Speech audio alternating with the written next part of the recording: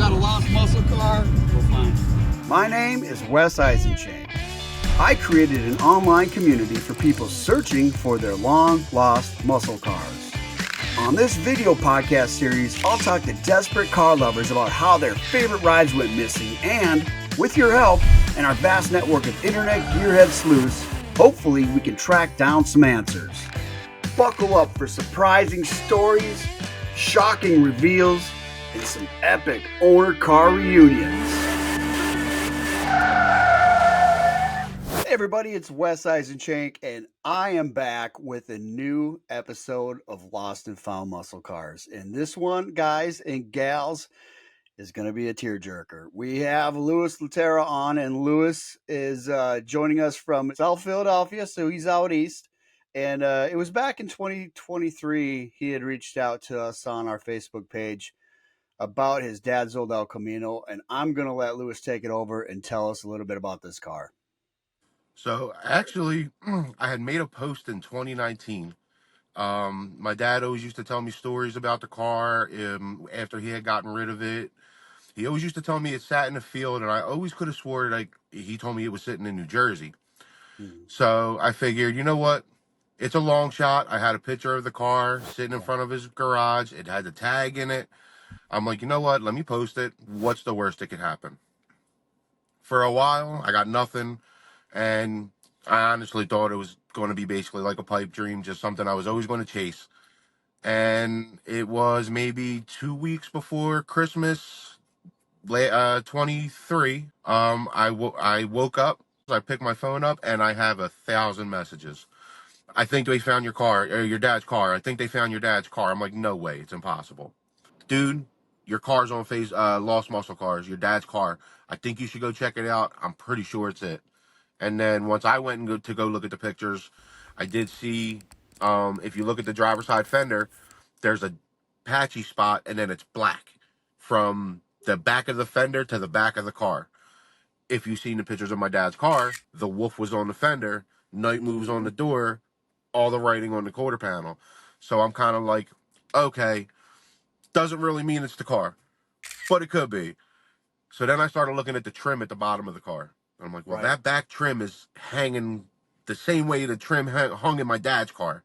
That don't mean anything either. Anybody that knows 68, sometimes the trims didn't match up.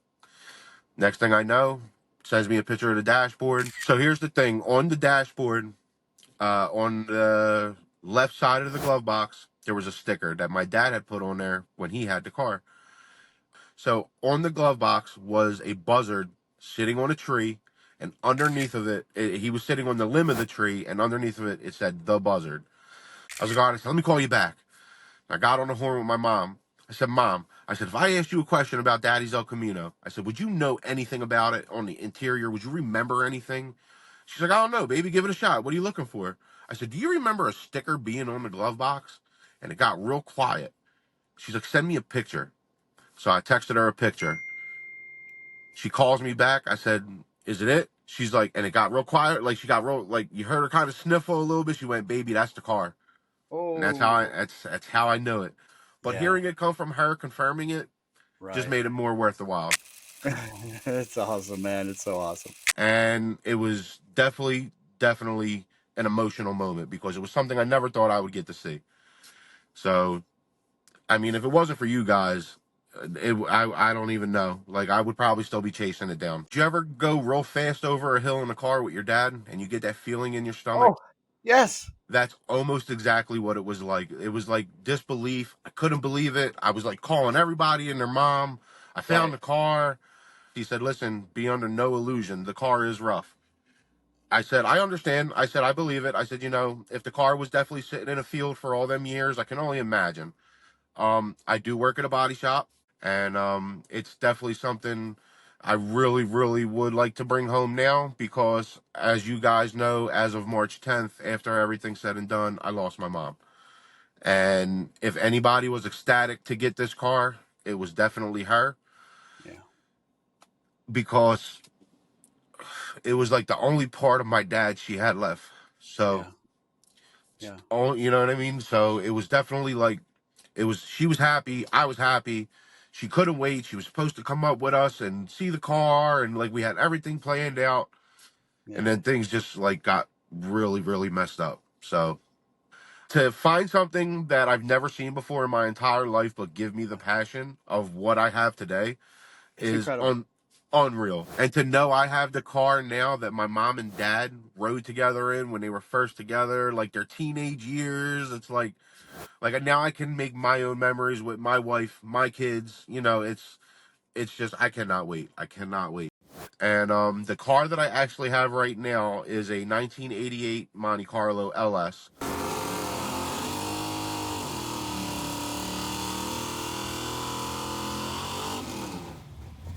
And the motor that's in it right now is something that my dad had his hands in with me. That was the last thing me and my dad did together. And so I want to take the motor that's in that car out and put that motor in the car in what my dad called night moves. And just because I feel the sentimental attachment of him having his hands in that, the car being his, I mean, so the best way I can describe it is I have gone for a ride in that car, but I was in my mom's stomach. So Take me all the way back, Lewis. Here, talk to me about how and when your dad purchased this El Camino, and how he kind of personalized it, and it became Night Moves. So I don't exactly know how he bought the car. I do know that my dad owned a tire shop.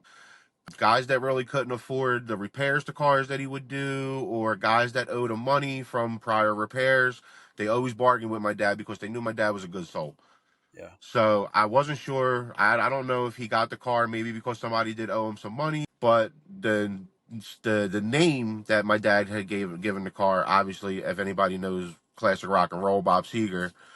yeah. They were all sitting in the garage one night and they're working on the car. And I guess the song came on and my dad was listening and he heard it and he's like, you know what? That's a bad name. Night Moves. He's like, I'm going to name the car that. Yeah. But yeah, it was the first car my dad built. It was a 396 with two 4 barrels and a tunnel ramp. Uh, That is That sounds like a. Was it a factory SS car then too? no, I don't think so. Okay. Um, Um, I believe the car was a 302 car, if I'm not okay. mistaken. I What think it's is it? It's a 68, right? a 68. Yes. Yeah. So what you'll be able to tell right away is in that serial number. If it's got a 138 at the beginning of the serial number, that means SS 396. Okay. Yeah. Um, I don't believe the car was a SS. I do believe it was a lower model, and then cool. he wound up putting the 396 big block in it. Gave it its own character. Yep. Yep. So, Louis, why did your dad have to sell this car? So at the time that my grandfather got sick, um, back taxes on the property of the garage and everything, and things got rough for my dad at the time. And they told him, listen, it's either you give up everything to keep your home, or you have like 25 minutes to grab what you guys can and figure it out. So my dad, being the ace that he was, put his family first, got rid of everything, his motorcycles, his race cars, his business, and he made sure that we had shirts on our backs and a roof to lay under. Yeah.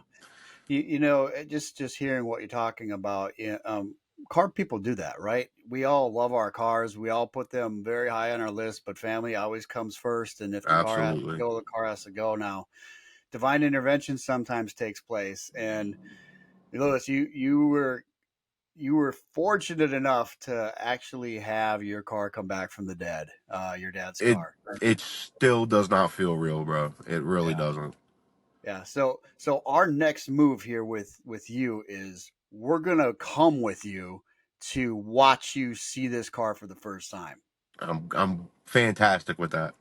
Oh man, I know this I'm going to is be like a big baby though. I'm telling you right now because it's old emotions, new emotions. oh Lewis, we're so excited. This is probably one of my top five favorite stories of all time on our Lost and Found Muscle Cars. So we're gonna jump in. We're gonna ride with you to go see this El Camino. And man, I tell you what, that won't be the end of the story. We got more to the story to go. We're gonna follow you all the way through, bringing this car back to life. That decal can't be touched though on that glove box. No, That so that's another thing. I work at a big body shop around our area, and the painter at my job said no matter where we're at, if we did it, if we got the permission to do it at work, or if he had to come to my shop, he said, "Do you have any of your mom and dad's ashes?" I said, "I do." He's like, "What did you want to do with the interior of the car?" I said, "Well, for right now," I said, "I kind of want to clean the, whatever it is on the inside, make it look real nice." I said, "I want to paint the dashboard, but leave the glove box." He's like, "Leave the glove box." I said, "There's a Hmm. sticker on the glove box that cannot come off." I said, "And I just want the glove box cleared. That's it." I said, "The ratty old glove box can stay. Everything else can be good." And he went, "Well, how about this?" He's like, "How about I one up you?" He's like, "I want you to get a little bit of your mom's ashes and your dad's ashes. We'll put it in the clear and we'll clear the dashboard like that." And I'm like, Ooh. that is the I would have never thought of that. I would have never even thought you could do something like that. And he was like, "Bro," he's like, "I know that car means a lot to you." He's like, "I'll do anything in my power to make sure that if you need something done or you need some help, I'm going to help you." So That might be the coolest thing I've ever I heard. listen, I can't thank you guys enough for Yeah. even thinking of having a page that could produce something like this to help people find things that they never think they're ever going to find again in their entire life. I'm like, everything's like, everything happens for a reason, Does. and I guess he knew I needed this in my life right now. So I definitely have to say, if you weren't a believer, definitely a believer now. I feel you, buddy. I tell you what, we're going to be there. We're coming with Sunday. Lewis, this is only the beginning of the story, but let's cap it right now and let's go this weekend and go see that Chevelle. I am ready when you are. All right. Absolutely. You're not going to want to miss part 2 of this episode where we follow Lewis with cameras as he meets up with the current owner of his dad's old 68 El Camino Night Moves. It's been 30 years. Are you enjoying these stories here on Lost and Found Muscle Cars? Click like and subscribe. Hey, leave a comment below. What are you looking for?